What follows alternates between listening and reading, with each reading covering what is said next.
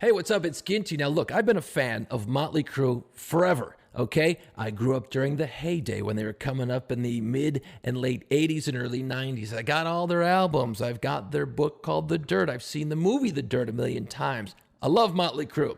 You got to crank that stuff up when you're trying to get fired up, right? Well, just the other day, they announced that they were going to go out on a reunion tour with Def Leppard and Poison. Okay, fine. Okay, I get it. But here's the deal. 6 years ago, Motley Crue signed a cessation of touring agreement. They basically arrived at a press conference and they showed up in a hearse and they entered the room to New Orleans jazz funeral arrangement of Dr. Feelgood, which must be pretty cool. And then they sat behind tombstones featuring their own names. Now, if that wasn't enough that they were going to be done forever, the members of the band, Vince, Tommy Lee, and Mick Mars and Nikki Sixx, they all signed in full view of reporters a cessation of touring agreement, a legally binding document that said Motley Crue would never tour again. Oh no, what are we going to do? Well, we're going to wait. We're going to be patient because things change, right? That's it. No more Motley Crue concerts. Now, at the time, in 2014, Nikki Sixx was 56 years old. Mick Mars was 60. Vince Neil, he was 53, and Tommy Lee was 52. Now, look, they've had a lifetime of hard booze, hard living, drugs, death, and reincarnation, I suppose. And it seemed like a good time to kind of wrap things up. When it happened, everyone's like, okay, I guess that makes sense, right? Well, Motley Crue, and here we go. They never said that they were breaking up at the time. Only a few days after that press conference in 2014, Vince Neil clarified. And he said, look, we're still going to be making music. We're still going to be selling albums and all that good stuff. We're just not going to tour any longer. He did go on to admit that they would consider performing again if they were inducted into the Rock and Roll Hall of Fame, which of course hasn't happened yet. Well, he said that no amount of money could get them back out on the road. Aha, there you go. There's that word, money. We're going to go further. Tommy Lee also said at the time that their decision to hang it up was met with a lot of strange looks from their friends and people in the financial world and good business people with a lot of business sense. They were saying, are you guys out of your fucking mind? You guys are fucking stupid. That's right. The Rolling Stones are still doing this shit. Just fucking do it less often or whatever. Go make the money. You guys are morons. That is quoting Tommy Lee. So eloquently, of course. Nikki Sixx said, look, you can win Super Bowls, but in the end, you're going to be a quarterback standing on the field and somebody's going to bust your fucking knees. And then you're going to be lying in the middle of the field with 10 million people watching you while you can't get up. And that is a fact of life.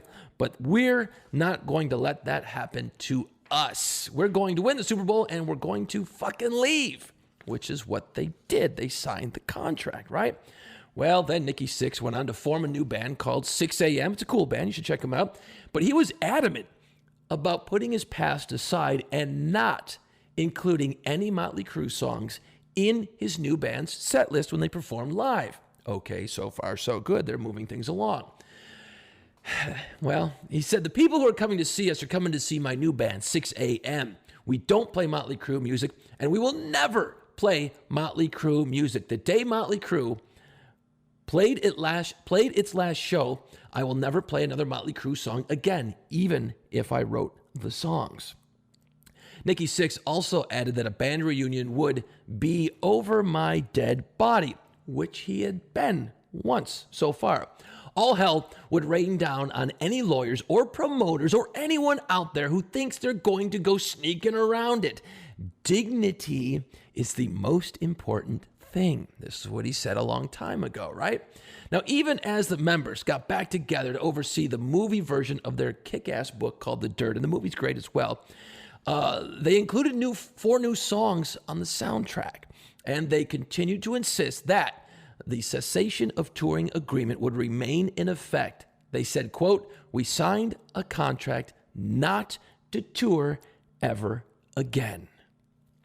Never say never, because just the other day, there was a statement on Motley Crue's website, and of course it blew up all over the internet immediately. And they said the contract is off the table because a whole new generation of crew heads are relentlessly demanding for the band to come back together following the huge success of the Netflix movie called The Dirt. Motley Crue has seen a massive surge in a new audience, and the band, best known for breaking the rules, has destroyed their cessation of touring contract. In fact, they blew it up in a video. It was very well produced and very cute. After 35 years together on stage and 30 years, pay attention now, 30 years since the release of Dr. Feelgood, the members of Motley Crue parted ways without speaking to each other after their final show, December 31st, 2015. Incidentally, I was at the second to last show on December 30th in LA, so it was kind of cool to be part of that. What I thought was going to be the final damn experience. Spent a lot of money to go to that concert. Vince, Nicky, Mick, and Tommy didn't come together again until 2018 to participate in the making of the Dirt movie, which unexpectedly brought them closer together again. Space will heal wounds, you know what I mean? And they went back in the recording studio and they did 4 new Motley Crue songs, one of which was an interesting cover of Madonna's Like a Virgin. Go check it out. It's okay. All right. Now, the Dirt movie currently enjoys an audience score of 95% on Rotten Tomatoes, and its massive global success earlier this year saw Motley Crue's popularity rush to new highs, catapulting them and their music back to the top of the worldwide charts, with the band's younger 18 to 34 demographic now representing 64% of the band's fan base. Does that sound like 4 aging rock stars saying that? No. A quote, when people start bringing up demographics and they start bringing up percentages, you know who's talking? Lawyers and guys wanting to make a ton of money. And that's exactly who's doing the talking now, right? Well, anyway, the statement goes on to say that, moreover, in the 6 months following the release of The Dirt, Motley Crue has celebrated a huge rise in almost 350% increase in streams of their music across all streaming platforms. In other words, their popularity has reignited all over again, and they think a much younger fan base is out there for them to tap into, if you know what I mean, right?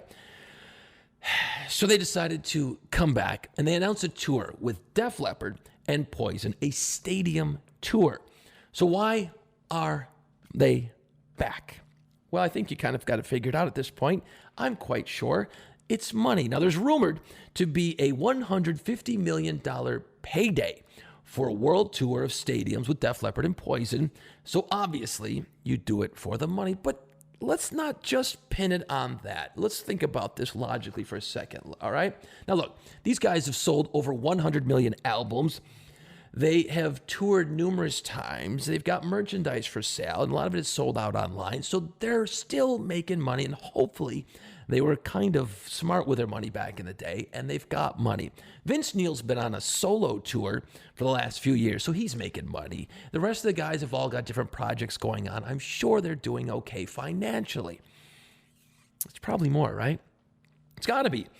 Well, you see, money is a big motivating factor, but then again, Nicky Sixx, once he got out of Motley Crue, he had 2 shoulder surgeries, both shoulders reconstructed, okay? He's had hip replacement surgery, and he claims that all that damage from his shoulders and his hips has been from the constant touring over the years, and of course the drugs and death, and smashing bass guitars. So now he's all put back together. He's been exercising, watching his weight. He's probably feeling great, and he's probably bored out of his mind. Sure, he's been doing a lot of other projects over the years, but you know what? Sometimes ego.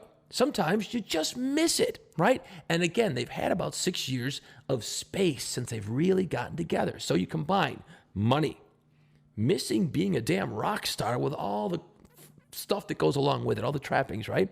And what the hell, man? Let's go out and have some fun with the boys, because once you do something for a long time and you're good at it, it's hard to walk away. They did it. They walked away. Now they've burnt up their contract, and they are going to reunite and go on a stadium tour with Def Leppard and Poison.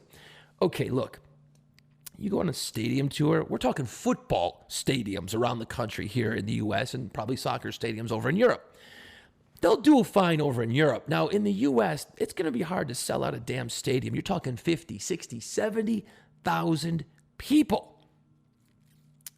I don't know if that's going to work out so well, unless the tickets are going to be like $8 a pop or something like that. I find that the stadium thing is going to be tough for them to do, and they're going to end up doing arena tours, which would be great. I think they'll sell those out. Stadiums, not so sure. Here's part of the problem with them reuniting. Look, the band sounds amazing. They still sound tight. They're great. Here's the rub.